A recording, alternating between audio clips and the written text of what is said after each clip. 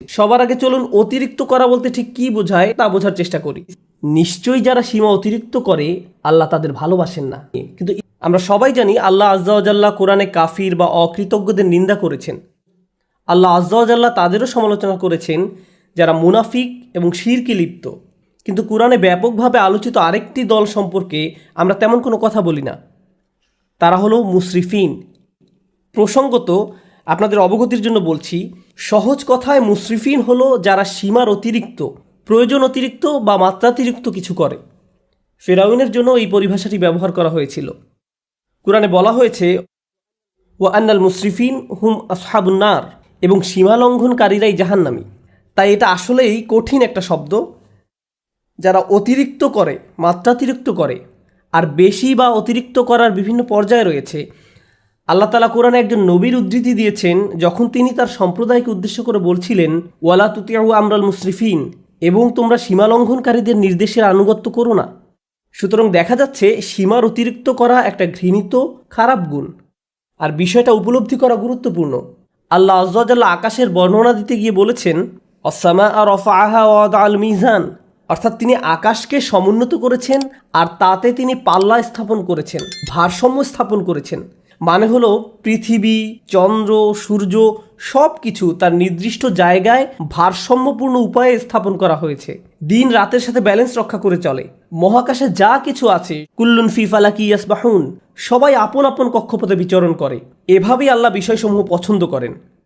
বিভিন্ন জিনিস একে অন্যের সাথে সঙ্গতি এবং ভারসাম্য বজায় রেখে চলুক। সূরা আর রহমানে আল্লাহ এই ব্যাপারটি বর্ণনা করার পর আরও যোগ করেন আল্লাহ তাতাগাউ ফিল মিজান, যাতে তোমরা ভারসাম্য লঙ্ঘন না করো, যাতে তোমরা ভারসাম্য রক্ষা করে চলো এবং কোনো কিছু সীমার অতিরিক্ত বা মাত্রাতিরিক্ত না করো। মহাকাশের সব কিছু ঠিক যেমন একটা ভারসাম্য এবং সমন্বয় বজায় রেখে চলছে, আমাদেরও সব কিছুতে ভারসাম্য বজায় রেখে চলা উচিত। আমাদের ব্যবসা বাণিজ্য, আমাদের চলাফেরা, চিন্তা পদ্ধতি সব কিছুতে ভারসাম্য রক্ষা করে চলা উচিত। সবার আগে চলুন অতিরিক্ত করা বলতে ঠিক কি বোঝায় তা বোঝার চেষ্টা করি। ইসরাফ শব্দের সাধারণ অর্থ হলো প্রয়োজনের অতিরিক্ত করা, মাত্রাতিরিক্ত করা। একটা উদাহরণ দিচ্ছি। রমজানের সময় ইফতার শুরু করার পূর্বে অনেকেই নিজের প্লেটে যত পারেন খাবার নিতে থাকেন। তখন মনে মনে ভাবেন এগুলো শেষ করা কোনো ব্যাপারই না, কিন্তু প্লেটের 25% খাবার শেষ করতেই আপনার পেট ভরে যায়। তাহলে দেখা যাচ্ছে আপনি যতটুকু খেতে পারবেন তার চেয়ে অনেক বেশি নিজের প্লেটে নিয়েছেন, কারণ আপনি ইসরাফে ভুগছেন। যা দরকার তার চাইতেও অনেক বেশি নিচ্ছেন, কারণ আপনার ক্ষুধার অনুভূতির ক্ষতিপূরণ করছেন। খাবারের ইসরাফ যেহেতু অনেক কমন, তাই আরেকটা উদাহরণ দিচ্ছি। যেমন ধরুন, মানুষ বিয়ে বা অন্য কোনো খাওয়ার দাওয়াতে যায়, আর সেখানে হয়তো সারিবদ্ধভাবে সবাইকে খাবার সংগ্রহ করতে হয়, সবাইকে নিজ নিজ প্লেটে খাবার নিতে হয়। তো আপনার হয়তো মুরগির গোশত অনেক পছন্দের, তাই মুরগির গোশতের সামনে গিয়ে যত পারেন নিজের প্লেটে পুরতে থাকেন, কারণ পেছনের লম্বা লাইনের দিকে তাকিয়ে আশঙ্কা করেন যে পরের বার আসলে হয়তো আর পাবেন না। তাই এত বেশি পরিমাণে নিজের প্লেটে নেন, মনে হয় যেন এটা দিয়ে একটা রেস্টুরেন্ট খুলতে পারবেন। আপনি এমনটা করেন কারণ আপনি তখন ইসরাফে ভুগছেন। আপনি সবটা খেতে পারবেন না, তবুও অনেক বেশি আপনার প্লেটে নিয়েছেন। ইসরাফ শুধু প্লেটে অতিরিক্ত খাবার নেয়ার নামই নয়, বরং বেশি খাওয়াটাও ইসরাফ। আপনার পেট ইতিমধ্যেই ভরে গেছে, আপনি তবুও খাচ্ছেন। আপনি সারাক্ষণ কিছু না কিছু চাবাচ্ছেন, শুধু ভোগের উপরেই আছেন। খাবারের ক্ষেত্রে আপনার যেটা খাওয়া উচিত নয়, সেটা অনেক বেশি পরিমাণে ভক্ষণ করাটাও ইসরাফ। হ্যাঁ, শরীর ঠিকভাবে কাজ করার জন্য চিনি দরকার, শর্করা দরকার, কিন্তু সব কিছু একটা সহনীয় মাত্রায় থাকতে হবে। এখন আপনি যদি সারাক্ষণ চকলেট বা মিষ্টি জাতীয় খাবার খেতে থাকেন, ঠিক প্রকৃতিতে যেমন ভারসাম্য রয়েছে, ঠিক তেমনি আপনি যদি খাবারের ভারসাম্য বিনষ্ট করেন, একটার চেয়ে অন্যটা বেশি পরিমাণে খান, আপনার শরীরে এর বিরূপ প্রতিক্রিয়া দেখা দিবে। এই প্রতিক্রিয়া হয়তো এখন দেখা যাচ্ছে না, কিন্তু 1 দশক পরে হার্টের সমস্যা, ডায়াবেটিসের জন্য ডাক্তারের শরণাপন্ন হতে হচ্ছে, কারণ আপনি ইসরাফে ভুগছিলেন। তাহলে দেখা যাচ্ছে ইসরাফ একজন মানুষের জীবনে বহু খারাপ পরিণতি নিয়ে আসে। আমি খাবারের উদাহরণ দিয়ে শুরু করেছি, কিন্তু ইসরাফ খরচ করার ক্ষেত্রেও হতে পারে। আপনি মার্কেটে গিয়েছেন একটা ব্যাগ কিনতে, কিন্তু নিয়ে এসেছেন 3টি ব্যাগ, কারণ 3টা ব্যাগের কালারই খুব সুন্দর। অথবা দোকানে গিয়েছেন শুধু ডিম কেনার জন্য, কিন্তু বাজার শেষে দেখেন $200 খরচ করে ফেলেছেন, কারণ যা সামনে পড়েছে সব ঝুড়িতে পড়েছেন। এটাও ইসরাফ। আপনার দরকার ছিল না, কিন্তু ভেবেছেন এখন দরকার নেই, পরে হয়তো লাগবে। ওইটা দরকার হতে পারে, এটা দরকার হতে পারে। এভাবে নিজেকে বুঝিয়েছেন আপনার এগুলো দরকার। এই কারণে কিছু মানুষ জিনিসপত্র অতিরিক্ত জমানোর সমস্যায় ভোগেন। তাদের এত জামা কাপড় যে ওয়ারড্রোবে জায়গা হয় না। তাদের আলমারি 1987 সাল থেকে জমানো কাপড়ে পূর্ণ হয়ে আছে। মানুষ এভাবে অপ্রয়োজনীয় জিনিসপত্র সংগ্রহ করে রাখে, যেটা আসলে সে ব্যবহার করে না, কাজে লাগায় না। এটাও এক ধরনের ইসরাফ। আপনি বাসায় গেলে নিজেই বলতে পারবেন জিনিসপত্র জমিয়ে রাখার সমস্যায় ভুগছেন কিনা। যদি দেখেন এখানে সেখানে ছোটোখাটো জিনিসপত্র পড়ে আছে, বুঝতে পারছেন না কোথায় রাখবেন, জানেনও না এটা আসলে কোন কাজে লাগে, মনে মনে ভাবেন এটা আসলে কি কাজে লাগে, এরকম যদি অনেক থাকে, সম্ভবত আপনি ইসরাফে ভুগছেন। তো জমিয়ে রাখা আর অতিরিক্ত চাওয়া একজন মানুষের জীবনের সত্যিকারের সমস্যা হিসেবে দেখা দিতে পারে। খাওয়া এবং জমিয়ে রাখার অভ্যাস ছাড়াও ইসরাফ হতে পারে বিনোদনের ক্ষেত্রে। সবারই মাঝে মাঝে একটু রিল্যাক্স দরকার পড়ে। সোশ্যাল মিডিয়ায় কিছু একটা দেখা, কোথাও ঘুরতে যাওয়া বা কিছুক্ষণ খেলাধুলা করার মাধ্যমে একটু বিরতি নিতে পারেন, এটা সমস্যা না। কিন্তু কিছু কিছু মানুষের জন্য তার গোটা জীবনটাই যেন একটা বিরতি। ঘুম থেকে উঠেই বিনোদন করা শুরু করে, ঘুমোতে যাওয়ার সময়ও বিনোদন করে, একটার পর একটা জিনিস ক্লিক করতে থাকে, এভাবে ঘন্টার পর ঘন্টা পার হয়ে যায়। এটাও এক ধরনের ইসরাফ। কারোর সাথে বসবাস করা ঠিক আছে, কিন্তু হোয়াটসঅ্যাপে যদি আপনার বসবাস হয়ে থাকে তাহলে সেটা তো সমস্যা। সুতরাং সব কিছুর একটা ভারসাম্য যেমন আছে, ঠিক তেমনি অতিরিক্ত করে ফেলার ঝুঁকিও আছে। আর কোনো কিছুতে অতিরিক্ত ডুবে থাকা আসলেই সমস্যাজনক। আল্লাহ আযজা ওয়া জাল্লা এক জায়গায় সবচেয়ে কম ধমকের সুরে বলছেন, ইন্নাল্লাহা লা ইউহিব্বুল মুসরিফিন, নিশ্চয়ই যারা সীমা অতিরিক্ত করে আল্লাহ তাদের ভালোবাসেন না। কিন্তু ইসরাফ বিষয়ক যে আয়াতটি আমি আপনাদের সাথে শেয়ার করতে চাই, সূরা ইউনুসের আয়াত, আমি খুতবার শুরুতে আয়াতটি তেলাওয়াত করেছিলাম। বক্তব্য চলাকালে অন্যান্য ইসরাফ সম্পর্কেও আলোকপাত করব ইনশাআল্লাহ। এখানে যে ব্যাপারটি তিনি তুলে ধরেছেন তা কোরআনের আরও কিছু জায়গাতেও আলোচনা করা হয়েছে। তিনি বলছেন, মানুষ যখন কঠিন কোনো পরিস্থিতিতে পড়ে যায়, সেটা অর্থনৈতিক কোনো সমস্যা হতে পারে, স্বাস্থ্যগত কোনো সমস্যা হতে পারে, পারিবারিক কোনো সমস্যা হতে পারে, ধর্মীয় সংকট হতে পারে, যে কোনো ধরনের সংকটই হোক না কেন, যা মানুষের উপর পতিত হয়, দাআনা লিজানবিহি আও কাঈদান আও কাঈমান, তখন সে আল্লাহকে ডাকতে থাকে, ইয়া আল্লাহ, আমাকে এই পরিস্থিতি থেকে বাঁচিয়ে দিন, একমাত্র আপনিই আমাকে এখন বাঁচাতে পারেন, আমি সব উপায়ে চেষ্টা করেছি, আমাকে সাহায্য করার আর কেউ নেই একমাত্র আপনি ছাড়া।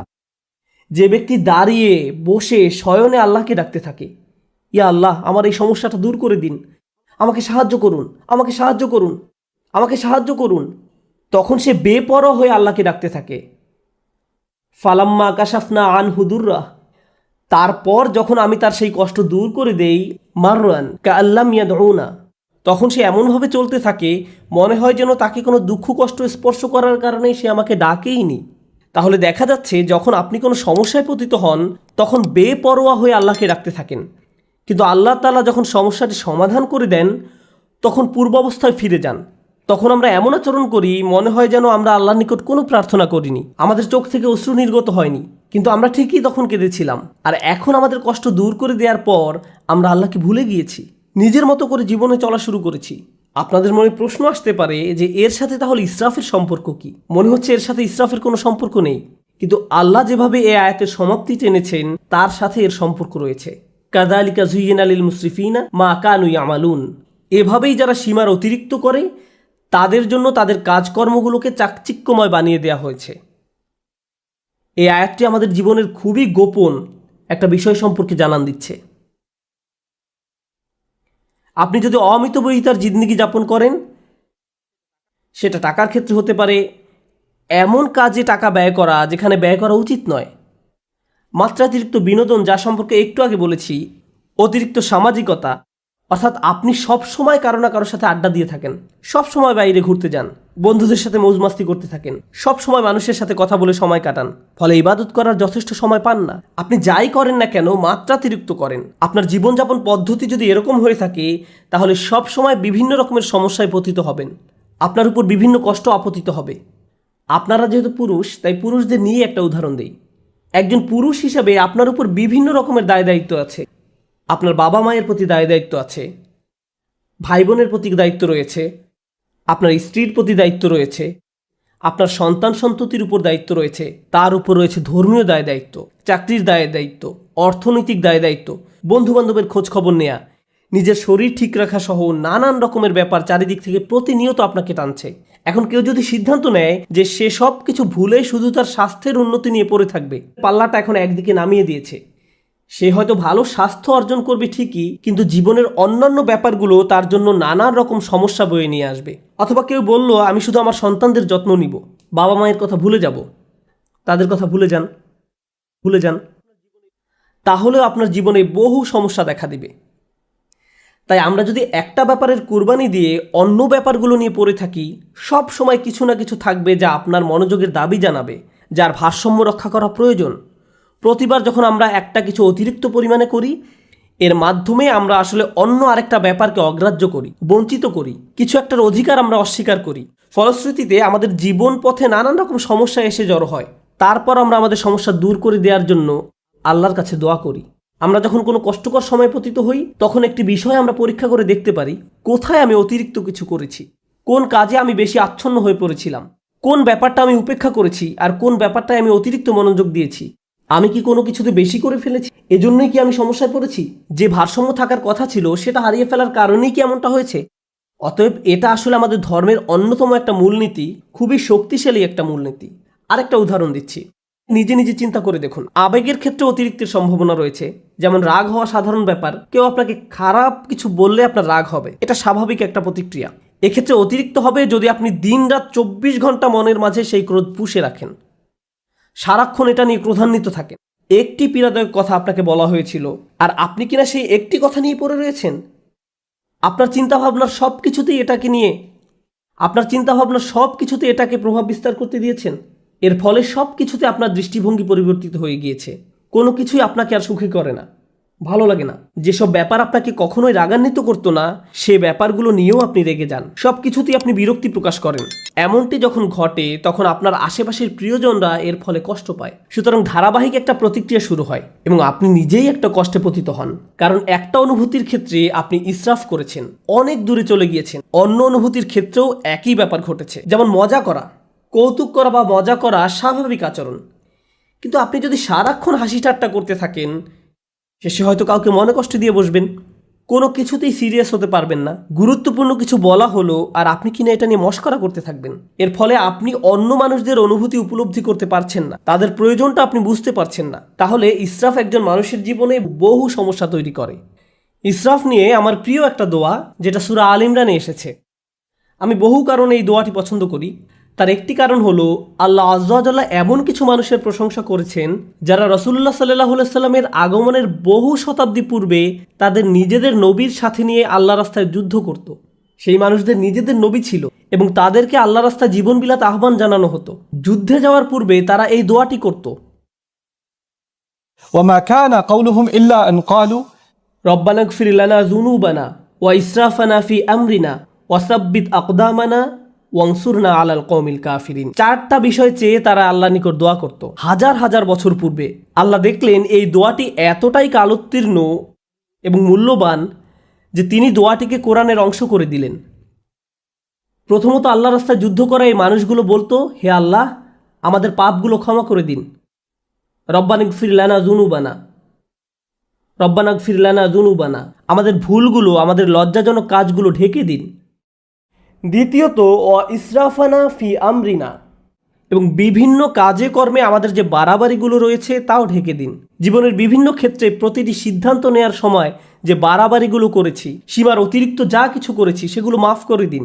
তাহলে তারা তাদের পাপগুলোকে একটা সমস্যা হিসেবে দেখলেন এবং কাজে বাড়াবাড়িগুলোকে আরেকটা সমস্যা হিসেবে দেখলেন। জানেন, দিন পালন করার ক্ষেত্রে অতিরিক্ত করার সমস্যা দেখা দিতে পারে। কোরআন আমাদেরকে বলছে, লা তাগলু ফি দীনিকুম, তোমরা দিনের ব্যাপারে বাড়াবাড়ি করো না। দিন পালনের ক্ষেত্রে কিভাবে বাড়াবাড়ি হয়? যেমন একজন বলল, আমি কোরআন শিখতে চাই। আমি বললাম, চমৎকার, খুবই খুশি যে তুমি কোরআন শিখতে চাইছো। সে বলল, না, আমি দিনরাত 24 ঘন্টা কোরআন পড়তে চাই। আমি বললাম, একটু থামো, তোমার ফ্যামিলি আছে, তাদের প্রতি তোমার দায়িত্ব কর্তব্য রয়েছে, তোমার চাকরি আছে, তোমাকে তোমার ছেলে মেয়েদের দেখাশোনা করতে হবে, তোমার স্বামী বা স্ত্রীর জন্য সময় ব্যয় করতে হবে। না না, আমি শুধু আল্লাহর কালাম শিখতে চাই, আল্লাহর কালাম আমার জন্য যথেষ্ট, আল্লাহ তাদের দেখাশোনা করবে। আমি বললাম, যে বইটা তুমি সারাদিন পড়ছো সেটাই তোমাকে এই দায় দায়িত্বগুলো পালন করার কথা বলছে। এভাবেও ইসরাফ ঘটে। একবার একদল বোনের সাথে আমার সাক্ষাৎ হয় যারা কোরআন অধ্যয়নে প্রচুর সময় ব্যয় করতেন।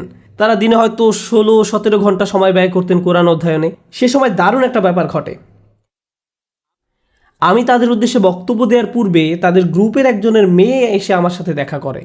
সে বলে, আপনি এখন এই গ্রুপের উদ্দেশ্যে বক্তব্য দিবেন? আমার আম্মুও এই দলের সদস্য, আপনি কি একটু তাদের থামতে বলবেন? আমি বললাম, কি? সে বলল, কারণ আমি আমার আম্মুকে খুব মিস করি, তার সাথে আমার খুবই কম দেখা হয়। তিনি সব সময় পড়ালেখা করেন, বাসায় থাকলেও তার কানে হেডফোন থাকে এবং বলেন, আমাকে ডিস্টার্ব করো না। তিনি কোরআনের শব্দ পড়ায়, ব্যাখ্যা পড়ায় সব সময় ব্যস্ত থাকেন। আমি আশা করছি আপনি এই ব্যাপারে তাকে কিছু বলবেন। জানেন সবচেয়ে ভয়ঙ্কর ব্যাপার কি ছিল? সে আরও বলেছিল, আমার মায়ের কারণে আমার এখন আর কোরআন পড়ার কোনো আগ্রহ নেই। তারপর আমি যখন তাদের সামনে কথা বলতে গেলাম, আমি এই মেয়েটি সম্পর্কে কিছুই বললাম না। আমি বললাম, চলুন আজকে সবাই মিলে কিছু আয়াত অধ্যয়ন করি। তারপর আমরা কয়েকটি আয়াত পড়লাম। তার মাঝে কয়েকটি আয়াত ছিল, ওয়া ইলাস সামাই কাইফা রুফিআত ওয়া ইলাল জিবালি কাইফা নুসিবাত, এবং আকাশের দিকে কি লক্ষ্য করে দেখো না কিভাবে সেটা উঁচু করা হয়েছে, আর পাহাড়ের দিকে কি দেখো না কিভাবে তা স্থাপন করা হয়েছে। তারপর আমি জিজ্ঞেস করলাম, আপনাদের কে কে এই আয়াতগুলো অধ্যয়ন করেছেন? সবাই হাত তুলল। তারপর বললাম, আপনাদের কে কে পাহাড় পর্বত দেখেছেন? আপনাদের কে কে রাতের আকাশে তারা দেখেন? এমনটা করেছেন কখনো? তারা বলল, না না, আমাদের তো কোরআন পড়তে হবে। কিন্তু সেই কোরআনই তো আপনাদেরকে এসব করতে বলছে। কিন্তু কোরআনেই আফালাম ইয়াসিরু ফিল আরদ, তারা কি জমিনে ভ্রমণ করেনি? তারা কি আল্লাহ সুন্দর সৃষ্টি দেখেনি? আপনারা এই সম্পর্কে পড়তে চান কিন্তু কাজটি করতে চান না। অথচ আল্লাহ বলছেন বাহিরের পৃথিবী দেখার জন্য। অন্য কথা, এমনকি ধর্মীয় কাজে অতিরিক্ত করার সম্ভাবনা থাকে। এটা পরিহাসের ব্যাপার যে মানুষ কোরআন পড়ছে, আবার একই সময় কোরআনের নির্দেশনাকে উপেক্ষা করছে। এমনটাও ঘটতে পারে। ইসরাফ আমাদের আবেগের বেলায় ঘটতে পারে। আমি সক্রিয় আবেগ, রাগের ব্যাপারে আগে কথা বলেছিলাম। ইসরাফ কিন্তু নিষ্ক্রিয় আবেগ, যেমন চুপ থাকার ক্ষেত্রেও ঘটতে পারে। যেমন ধরুন, কেউ হয়তো আপনার প্রতি বা আপনার পরিবারের কারো প্রতি অন্যায় করেছে, তখন আপনি ভাবলেন আমার ধৈর্য ধারণ করা উচিত, চুপ থাকা উচিত। এখন আপনার এই চুপ থাকার কারণে অন্যায়কারী একটার পর একটা অন্যায় করেই যাচ্ছে। আপনি ভাবছেন আমার ধৈর্যের পরীক্ষা হচ্ছে, আমাকে আরও বেশি চুপ থাকতে হবে। আপনার এই চুপ থাকার কারণে অন্যায় করার পরিমাণ এখন আরও 10 গুণ বৃদ্ধি পেয়েছে। আপনি এখানে ইসরাফ করেছেন। আপনার চিৎকার চেঁচামেচি করার দরকার নেই, আবার ব্যাপারটা নিয়ে অজ্ঞ থাকারও কথা নয়। আপনার তো অন্তত পক্ষে সত্যটা মুখ দিয়ে বলার দরকার ছিল, কালোকে কালো বলার দরকার ছিল, যা সত্যি তা বলা উচিত ছিল। ওয়াতাওয়াসাউ বিল হক বলতে তো এটাই বোঝায়, তারা একে অন্যকে সত্যের উপদেশ দেয়। বিষয়টা যেমন তাকে তেমনই বলা উচিত ছিল। যদি অন্যায় হয়ে থাকে, অন্যায় বলতে হবে, সরি মা, এটা ঠিক নয়, সরি বাবা, এটা ভুল, সরি আমার স্বামী বা স্ত্রী, তুমি ঠিক কাজ করনি। অন্যায় করলে বলতে হবে। আপনি যদি এই কাজটি না করেন, তাহলে আপনি নিজের বিরুদ্ধে ইসরাফ করলেন বা অন্য কারো বিরুদ্ধে করলেন। তাহলে দেখা যাচ্ছে স্থান কাল পাত্র ভেদে ইসরাফ বিভিন্নভাবে প্রকাশ পেতে পারে। আমি আপনাদের সকল ক্ষেত্রের উদাহরণ দিতে পারবো না। আপনাকে আপনার নিজের জীবনের দিকে সতর্ক দৃষ্টি ফেলতে হবে। কোথায় আমি অনেক বেশি করছি আর কোথায় আমি যথেষ্ট পরিমাণ করছি না, কোন জায়গা থেকে আমি ফোকাস কমিয়ে ফেলেছি। এমনকি ভালোবাসার ক্ষেত্রেও ইসরাফ ঘটতে পারে। আপনি কাউকে নিয়ে অতিরিক্ত মাত্রায় আচ্ছন্ন হয়ে পড়েন, অতিরিক্ত পরিমাণ ডুবে থাকেন। মা তার সন্তানের প্রতি মাত্রাতিরিক্ত আসক্ত হয়ে পড়ে। সব সময় সে তার ছেলের চিন্তায় মশগুল থাকে। কি করছে এখন, কি খেয়েছো, ভালোভাবে ঘুমিয়েছো, তুমি কি এখনও অফিসে, বাসায় আসবে কখন, বাসায় আসছো না কেন। সারাক্ষণ ছেলের চিন্তা তাকে ব্যস্ত করে রাখে। কোনো মা যদি এমনটা করে, তাহলে সে তার স্বামীর প্রতি কর্তব্য পালন করতে পারবে না। তাহলে সালাতে যেভাবে তার মনোযোগ রাখার কথা ছিল রাখতে পারবে না। তাহলে সে তার নিজের স্বাস্থ্যের যত্ন নেওয়ারও সময় পাবে না। এক্ষেত্রেও আমরা একই পরিণতি দেখতে পাচ্ছি। আপনি যখন একদিকে মাত্রাতিরিক্ত মনোযোগ দিবেন, তখন অন্য দিকগুলোর ভারসাম্য নষ্ট হবে। আর এই ভারসাম্য ঠিক রাখা সহজ ব্যাপার নয়। এজন্যই এই দোয়ার কথাগুলো আসলেই তাৎপর্যপূর্ণ। প্রথমে আমরা আল্লাহর কাছে আমাদের গুনাহ মাফের জন্য দোয়া করছি, তারপর আমরা দোয়া করছি আমাদের কাজকর্মে বাড়াবাড়িগুলো ঢেকে দেওয়ার জন্য। অন্য কথায়, যখনই আপনি কোনো কিছু মাত্রাতিরিক্ত করে ফেলছেন, নিশ্চয়ই এর ফলে অন্য কিছুর ভারসাম্য বিনষ্ট হয়ে গিয়েছে। ওয়াসাব্বিত আকদামানা, আমাদেরকে দৃঢ়পদ রাখুন, আমাদেরকে অবিচল রাখুন। সাব্বিত আকদামানা, পা সুদৃঢ় করুন। আমরা এখান থেকে কি শিখছি? ইসরাফ কি করে? ইসরাফ আপনার জীবনের ভারসাম্য নষ্ট করে ফেলে। আমরা সূরা ইউনূসের অন্য একটি আয়াত শিখেছি, ইসরাফ আমাদের জীবনে নানা রকম সমস্যা নিয়ে আসে। আর এখানে আমরা শিখছি আমাদের পা দৃঢ় থাকবে না যদি আমাদের জীবনে ইসরাফ থাকে। প্রতিবার যখন কিছু আপনি মাত্রাতিরিক্ত করছেন, জীবনের অন্য কিছু তার গতিপথ হারিয়ে ফেলতে পারে। আপনার জীবনে এখন উদ্বেগ উৎকণ্ঠা দেখা দিয়েছে, আপনি সমন্বয় অনুভব করতে পারছেন না, আপনি আপনার অন্তর দিয়ে তা উপলব্ধি করতে পারেন এবং বাইরে থেকেও সঠিক মনে হয়, কিন্তু সব কিছু যখন ভারসাম্য হারিয়ে ফেলে ঠিকমতো ঘুমাতে পারেন না, মানসিক শান্তি হারিয়ে যায়।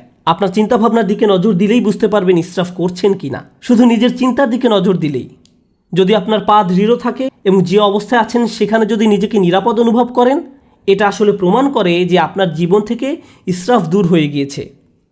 রব্বানা গফির লানা যুনুবানা ওয়া ইসরাফানা ফি আমরিনা ওয়া সাব্বিত আকদামানা। সবশেষ যেহেতু আপনি আপনার জায়গায় অবিচল আছেন, এজন্য অংসুরনা আলাল কওমিল কাফিরিন, আমাদেরকে কাফেরদের মোকাবেলায় সাহায্য করুন। আল্লাহ মানুষদের প্রার্থনার কথাগুলো বর্ণনা করেছেন। যুদ্ধে যাওয়ার পূর্বে আমাদেরকে শক্তিশালী করে তুলুন। এখানে কিভাবে আপনি শক্তিশালী হয়ে উঠবেন? সবার আগে আল্লাহ আপনাকে ক্ষমা করে দিবেন, তারপর আপনাকে অতিরিক্তের ক্ষতি থেকে বাঁচিয়ে দিবেন। ফলশ্রুতিতে আপনি শক্তিশালী হয়ে উঠবেন, আর তাই এখন আপনি শত্রু মোকাবেলা করার জন্য প্রস্তুত। অংসুরনা আলাল কওমিল কাফিরিন। এভাবে গভীর দৃষ্টিকোণ থেকে চিন্তা করলে আমরা বুঝতে পারবো কিভাবে আমাদের জীবনে ব্যালেন্স রক্ষা করব, কিভাবে আমাদের জীবনে ভারসাম্য ফিরিয়ে আনবো। আল্লাহ আযজা ওয়া জাল্লা ইসরাফ সম্পর্কে জিজ্ঞাসা করবেন। আপনাদের কেউ কেউ নিজের ছেলে মেয়েদের ভালোবাসার ক্ষেত্রেও ইসরাফ করেন। আপনি একজনের চেয়ে অন্যজনের প্রতি বেশি ভালোবাসা দেখান। এমনকি আপনি যদি খারাপ ব্যবহার নাও করেন, একজন কাছে আসলে তাকে আদর করে জড়িয়ে ধরেন, চুমু খান, আর অন্যজন কাছে আসলে তাকে দূর থেকে আসসালামু আলাইকুম, তাকে কাছে টেনে নেন না। আপনি তার সাথে খারাপ আচরণ করেননি, কিন্তু তবু এটি ইসরাফ। প্রতিক্রিয়া দেখানোর ক্ষেত্রেও ইসরাফ হতে পারে। একজন বিস্কুট খেলে আপনি তাকে ধমক দিয়ে বলেন, হেই তোমাকে না বিস্কুট খেতে নিষেধ করেছিলাম, আর অন্যজন খেলে তাকে আদর করে বলেন, ও তুমি কেন বিস্কুট খেয়েছো। এখানেও কিছুটা ইসরাফ হয়ে যাচ্ছে। আপনার এমন আচরণ ভবিষ্যতে দুইজনের মাঝে সমস্যা তৈরি করবে। সে আপনার প্রতি ক্রুদ্ধ হবে না, সে রাগ দেখাবে তার ভাইয়ের প্রতি। তারপর আপনি ভাবেন তারা এভাবে মারামারি করে কেন? তারা পরস্পর মারামারি করছে আপনার ইসরাফের কারণে। আপনি এটা তৈরি করেছেন, আপনি এই সমস্যা তৈরি করেছেন। সুতরাং আমি এবং আপনি যেভাবে চলাফেরা করি, যেভাবে মানুষের সাথে আচার ব্যবহার করি, অন্যদের সাথে আবেগের দিক থেকে যেভাবে আচরণ করি, আমাদের মনের অবস্থা কেমন থাকে, এই সবগুলো বিষয় পুনরায় পরীক্ষা করে দেখতে হবে, যেন আমরা ইসরাফ করা মানুষে পরিণত না হই। কারণ আল্লাহ সুবহানাহু ওয়া তাআলা ইসরাফ করা মানুষদেরকে ভালোবাসেন না। এজন্যই আল্লাহ বলছেন, লা তুতিউ আমরাল মুসরিফিন, যারা সীমার অতিরিক্ত করে তাদের সিদ্ধান্তের অনুসরণ করো না। আমরা দোয়া করি আল্লাহ যেন আমাদের সব ধরনের ইসরাফ থেকে দূরে রাখেন এবং আমাদের জীবনের কোন কোন ক্ষেত্রে আমরা ইসরাফ করছি তা যেন শনাক্ত করার তৌফিক দান করেন এবং এর ফলে যেন আমরা একটি ভারসাম্যপূর্ণ জীবনযাপন করতে পারি। আল্লাহ আমাদের সবাইকে যেন দৃঢ়পদ মানুষে পরিণত করেন এবং আমাদের পাপগুলো ক্ষমা করে দেন।